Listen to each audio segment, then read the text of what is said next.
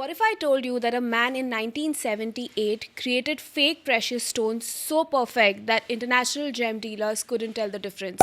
He built an entire export empire completely with fake mines, forged geographical surveys, and even hired actors to play foreign buyers. This is the story of the Great Bharat Stone Company scam, a fraud so sophisticated that it took 3 years and international investigators to uncover. By the end of this video, you'll understand how one man's brilliant mind created one of India's most elaborate frauds. Meet Rajesh Kumar Gupta, a chemistry graduate from Delhi University who worked as a laboratory assistant in the Geographical Survey of India. But Rajesh had bigger dreams. In 1978, he noticed something that would change his life forever. The booming international market of Indian precious stones was largely based on trust and documentation rather than sophisticated testing. Rajesh realized that with the right chemical knowledge, proper documentation, and enough confidence, he would create synthetic stones that would pass most export inspections. But this wasn't going to be a small time operation. Rajesh was thinking about bigger than anyone could imagine. He quit his government job and moved to Jaipur, the heart of India's gem trade. Using his life savings of 50,000 rupees, he rented a small workshop and began what would become one of the most sophisticated frauds operations in Indian history. 1978. A chemistry graduate discovers that synthetic rubies and emeralds can be created using aluminium oxide and chromium components. The process takes weeks, but the results are stunning. Stone that looks, feels, and even tests like natural gems. But here's the genius part. Instead of selling them as synthetic stones, he creates an entire backstory. Fake mining location, forged geographical certificates, and even hired geologists to authenticate. The national gem market had no idea they were buying laboratory created stones and natural gem prices.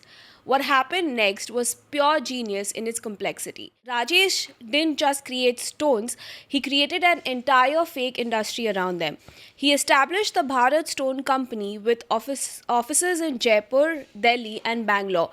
He created fake mining concessions in Rajasthan, complete with forged government approvals and geographical surveys. But the masterstroke was his international operations. He hired actors to pose as foreign gem dealers visiting his mines.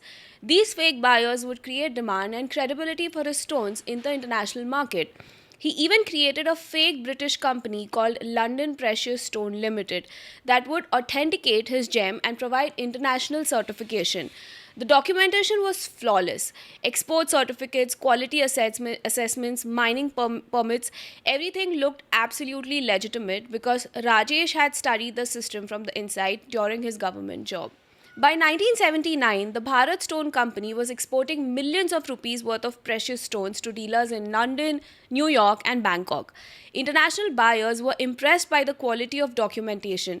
The stone passed basic tests because they were chemically similar to natural stones.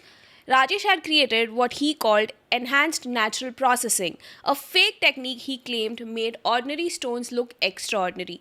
He even published fake research papers about this revolutionary method and presented it at Gem Trade Conference in Europe.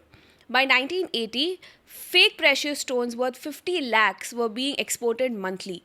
International gem dealers were fighting for exclusive contracts with Bharat Stone Company. The business had waiting list for buyers from 3 continents. The operation was so sophisticated that even Indian government export officials believed it was legitimate. Rajesh had created fake employment for over 200 people, fake mining operations that government inspectors visited, and fake international partnerships that looked absolutely real.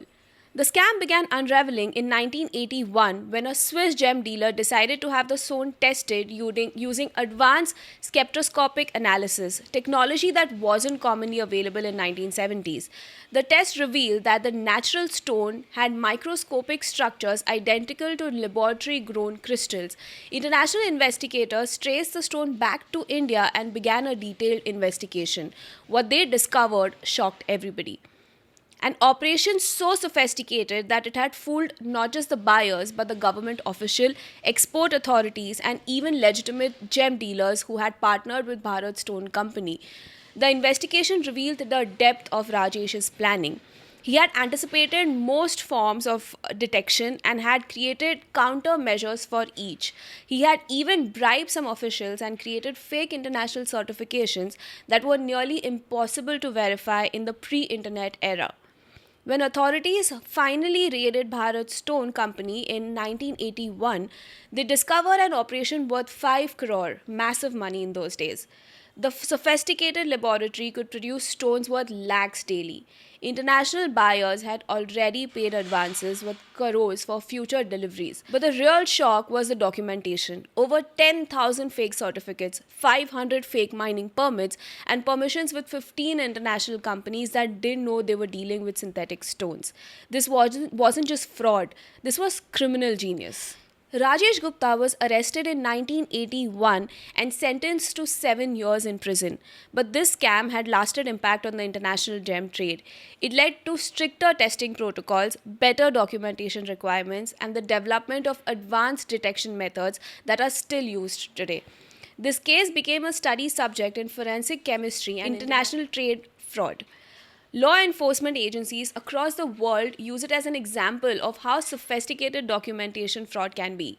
What makes this story remarkable isn't just the money involved, it's the sheer intelligence and forward thinking of the operation. Rajesh had created synthetic stones, fake documents, international partnerships, and even fake research, all before the internet age when verification was much harder. This wasn't just a scam, this was a preview of how complex international fraud could become. The method Rajesh used, synthetic products with fake authentication, international shell companies, and sophisticated documentation fraud, became template for future scams worldwide. The Great Bharat Stone Company reminds us that brilliant minds can create incredible innovation, but when used for deception, they ultimately harm everybody involved. The international gem trade became more secure because of this scam, but at this point, millions of rupees and damaged trust that took years to rebuild.